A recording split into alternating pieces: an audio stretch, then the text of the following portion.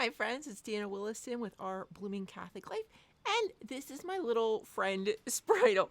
We've had this in our family for years, and I use it now as a model for baby hats. Obviously, I'm filming this in October, and it's the season of pumpkin hats for babies. How did this start? One of my nieces asked me to help make her a pumpkin hat for a baby of a friend of hers, and it caught on pretty quickly. So I did the crochet version first. It's already been mailed out. Sorry, you can't see it. But it was done in crochet ribbing. What do I mean by crochet ribbing? You actually work it sideways, like up and down. Instead of side to side, you're working it up and down. And you crochet just a single chain normally in the back loop only. And that makes a ribbing that great ziggy zaggy texture that you get. In knit, we do that differently. It's a series of knits and purls. This is 4 knits to every 1 purl. And this hat had a brim first. You worked it inside out first to make the brim. Then you turned it right side out and did the proper. So see, it looks different if you flip it. Okay, it looks like kind of like a squash or an octopus if you do it that way. But so it was made so that you work it inside out. So when you fold it back up, it will match. You can see I haven't sewn my ends in yet. I wanted to make this for you before it gets too late in the year. You can see this makes a great fat pumpkin. Does it fit on our baby doll? Babies, newborns, generally speaking, have a grapefruit size head. And this baby doll does. That's why I've kept it all these years. Okay, it looks adorable, but it doesn't scream pumpkin at you quite as much. And it's a little bit big on the baby doll, right? As well as it's a 4-to-1 ribbing. So it only stretches so far. So I ran with the idea and did some experiments for you. The hat that the baby had on in the beginning has I think it's a 2-to-2 ratio. Yep, 2-to-2 ratio. So for every two knits, 2 purls, 2 knits, 2 purls. And it's got a great bit more stretch to it. A same thing though, I worked this one even. Since it's a 2x2, even when you flip it, it looks the same. So that's not going to factor in like the brim on the other one did. At the top, you do any method you want for reducing, usually just a knit 2 together. So I think what I did, because I had 2x2, I probably purled 2 together first to get rid of the purls in the ribbing. And then I would knit 2 together on the knits. And then I can just knit 2 together all around until it's small enough. And then you pick up the green, work the stem in green, go ahead and tie it off. If you make it nice and long, you can do one of those great little knots at the end that you love on baby hats. And then I joined on and crocheted. So this is like a crochet, maybe 20 stitches. And then what you do to make it curl up is you do like 3 stitches per every one of those chains. And it just naturally curls and it looks super cute for the vine. So again, this is 4-to-1. This is 2-to-2 ribbing. What else did I do? I did another one. Again, the same crochet on curly Q. I've never done the curly Q out of I-cord, but I've heard you can do it. So what is this one? This can't be a 2x2 again. This is a 2x1. So this is 2 knits and 1 purl. And you can see it's super stretchy. I could probably almost put this on. Yep, I could actually put this baby size hat on me. Now I've stretched it out a little. Sorry, little baby. Let's try it on our baby doll and see what happens. Again, this is the same cast on, like 80. Okay, now you could be a character from a cartoon. Sorry if you grew up in the 70s, you got that reference. I'm going to fold that hat up a little bit. And you could do it. You could just fold it up for your smaller baby. And it still looks super cute pumpkin, right? Still a super cute pumpkin. And yeah, your kid could wear this for a good couple of years. That's why I love knitting baby hats with ribbing. Again, this is 2x1. Let's see what this one is. This is 3x1. So it's probably not going to stretch as far. 3x1. You see as it stretches, it looks more pumpkin-y, right? So you get that. It's almost never going to be worn this tight, but maybe by the tiny baby. Oh, goodness. This one's even worse. Oh, and look, this one I did do the knot on the top, but I think I would have liked it if it was longer and then knotted. So we're going to flip this one up. What does it look like when we flip this one up?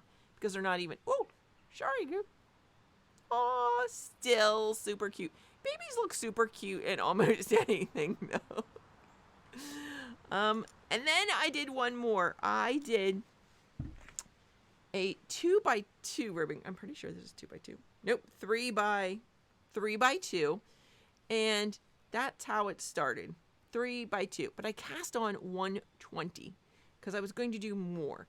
I had yarn left over. I was kind of, how many babies do I know that want pumpkin hats? So I started out doing this 3x2, but then that led to me doing a crossover row every now and then, which led to cabling, which then led me to run out of yarn. But I found in the Home Shopping Network, that is my back room, I then found this beautiful golden color, and then with a cream pom-pom on top, it kind of looks like a candy corn cable hat. And so it just looks so scrumptious. It's probably going to look ridiculous on me, though. But, okay, it's just kind of fun, right? And I don't know, I love making cables. I can never keep track of how many rows until I do the twist.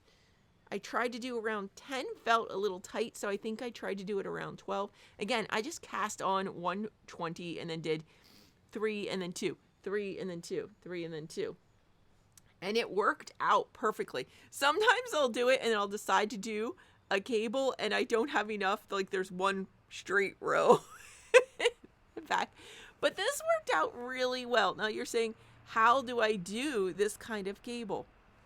It's super simple. So you do all your rows of your regular, right? Just your 3x2. And then you're going to get to this one. You're going to slip. Let me see if I can. Well, I'd have to have one open. You will slip 3 of them onto your right hand needle. And then I usually grab like a pencil or something, slip those 3 stitches onto this pencil, and I hold it in front. And then I knit the 2 purls and the next 3 knits. Then I take this pencil, I put those 3 loops back on here, and I knit them. And it's really tight and uncomfortable when you do it because you're literally pulling 3 stitches out of their sequence and wrapping them around the others. That's how you get the crossover in the front, which is all I did, the crossover in the front. See how one comes in front of the other? And that's how I did it. Sometimes if you hold it to the back, you're crossing over in the back, right? So it's going to make a different loop. Some people like to make it look a different way of twisting. This is the way I tends to be my go-to. Again, sometimes I'll use a big darning needle.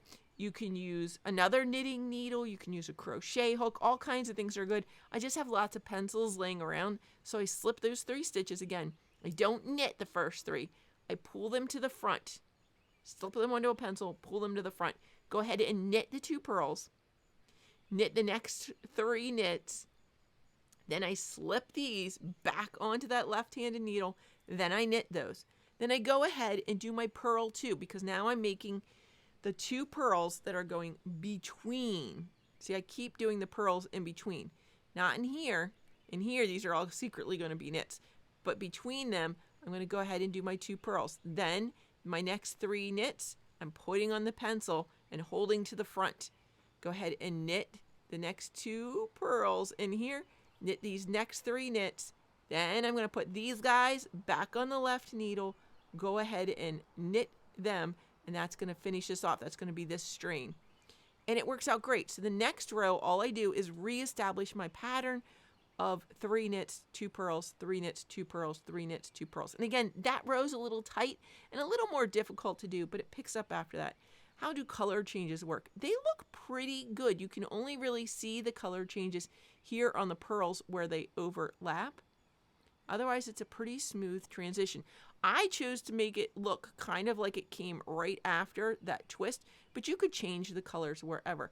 How did I make this pom-pom? With a complicated pom-pom maker known as my hand. I used my hand.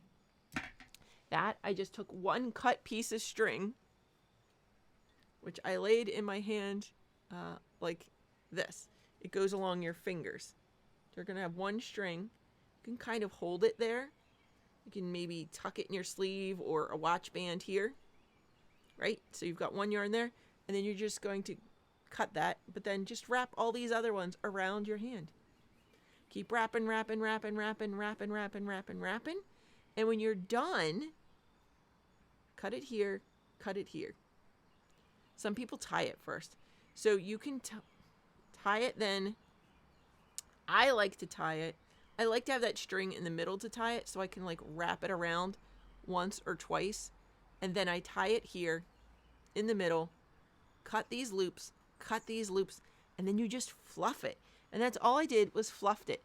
And then I tried to nip it here and there to make it more even, but I like the rough look of it, so I left it. You don't want to get too obsessive about it. If you're going to get obsessive about it, just go to the store, buy a pom-pom. But I love this because I had this wool yarn that was chunky and just easy peasy done. I think it's adorable. I don't know. I haven't worn it out yet, but I probably should. I have a haircut now that it kind of works with these kind of hats. Fall, winter haircut. Love it. So there's my candy corn hat. Started out as a pumpkin hat, but not anymore. Could you do that with any of these baby hat patterns? Sure. Another way, if you're a beginning knitter and you can just knit and purl and you're like, how did you reduce those at the top? Don't bother with that. You could even knit this a flat rectangle. Just rows back and forth. Knit, purl, knit, purl, knit, purl. Whatever you're doing, whatever ratio you've picked. Like this one was the 2-2, I think. Oh, nope, this is the 2-1. So 2 knits, 1 purl, 2 knits, 1 purl, 2 knits, 1 purl. Get to the end, work your way back, right? Just go back and forth till it's the height that you want, right? And then you can just switch to the green, do a couple rows green, and then you can even just take it off and then just pick up. You can even bind it off, pick up and do a couple extra greens at the top to get your stem. You can buy a stem, you can add whatever, you can just make it out of felt and sew it on top. That works too. But when you're done with your rectangle, whatever you're doing with your orange, if you're adding some green, great. And then just sew it across, fold it in half. Let me get a piece of paper here. So say this is my little rectangle. I'm just going to fold it in half. What I'm going to do is sew this seam up the side and then across the top. You can sew this. Now this, if you just do it like this, so it's straight across, you're going to end up with a square little pumpkin. You may not want a square pumpkin. So how do you get around that? Just lace your yarn in and out the whole way around and gather it up. Now, when I do that, I do like to run my string through twice and then gather it up just to have a really secure fit. And gathering it at the top is fine for any of these. Even if you're making it this way, you're doing it in the round, you can still just gather the top. You don't have to reduce it. Gathering at the top gives it a nice poofy look too. And that's great for a pumpkin. So you don't have to make this complicated. Even if you're a beginner, you can make a great looking pumpkin baby hat. Let's put my favorite one on the baby again. Let's see. Oh, this one has a lot of ends. Let's try this one. This one's kind of funny on it. Let's see, baby. One more time.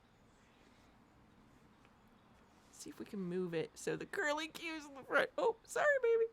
Look, they're just cute on babies. Friends, may God bless you and keep you. May make his face to shine upon you and be gracious unto you, and may the good Lord bless you. In nomine Patris et Filii et Spiritus Sancti. Amen.